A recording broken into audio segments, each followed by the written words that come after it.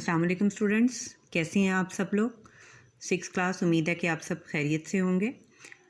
आज हमारे English B का चौथा लेक्चर है and the topic of our lecture is tenses. आज हमारा जो टॉपिक है वो है tenses and tenses are very important thing for understanding the English language perfectly. Tenses जो हैं वो इंग्लिश ज़बान को समझने के लिए बहुत अहम है। These tenses are the base of English language. ये टेंसेस जो हैं ये इंग्लिश ज़बान की बुनियाद हैं। मैं यहाँ पे आपके स्क्रीन पे डेफिनेशन जो है वो शो हो रही है और उसके बाद आपका पहला टेंस, उसकी पहचान, उसकी तारीफ़, ये सब कुछ जो है ये आपकी स्क्रीन पे शो हो रहा है। Now I am going to elaborate the tense in detail. अब मैं जाऊँगी डिटेल में आपको ये टेंसेस समझाने के लिए।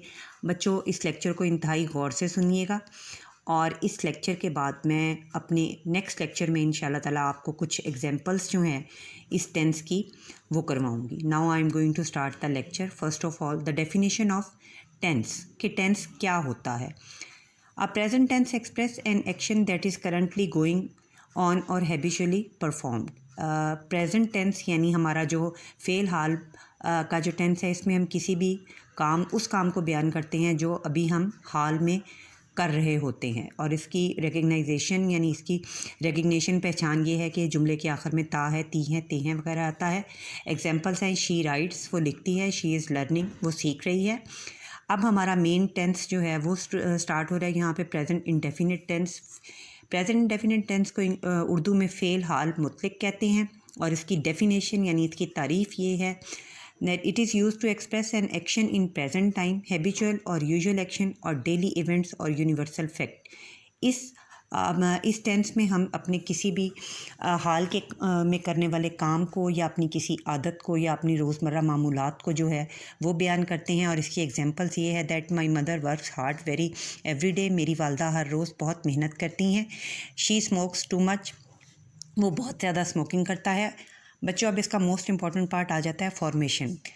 फॉर्मेशन यानी हमने इस टेंस को किस तरह ट्रांसलेट करना है।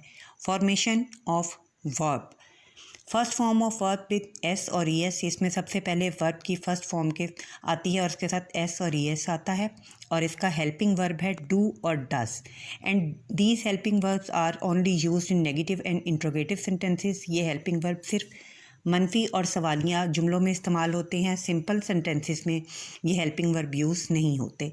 स्ट्रक्चर यानी इसकी साख्त, सिंपल सेंटेंस में सबसे पहले सब्जेक्ट, फिर first form of verb with S और ई एस प्लस ऑब्जेक्ट। इसकी एग्जांपल है शी ईट्स फूड, वो खाना खाती है। दूसरा है नेगेटिव सेंटेंस।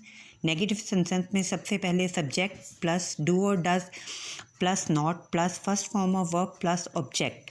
और इसका एग्जांपल है you do not like to fly kites, और इसकी मिसाल ये है कि आप पतंगें उड़ाना पसंद नहीं करते। इंट्रोगेटिव सेंटेंसेस यानी सवालिया जुमले, इसकी फॉर्मेशन ये है कि इसमें सबसे पहले डू या डज, उसके बाद subject, then first form of verb, then object plus question mark, यानी इसके आखिर पे आपने क्वेश्चन मार्क सवालिया निशान लगाना होता है। और इसकी मिसाल ये है do they go for a walk, क्या वो सैर के लिए जाते हैं। लास्टली हमारा टेंस आता है इंट्रोगेटिव नेगेटिव सेंटेंस यानी सवालिया मनफी जुमला, और इसका स्ट्रक्चर यूँ है कि इसमें सबसे पहले डू और does plus subject plus not plus first form of verb plus object plus question mark, यानी ये इसकी का स्ट्रक्चर है। और इसका एग्जांपल है does she not like ice cream, क्या वो आइसक्रीम पसंद नहीं करती है।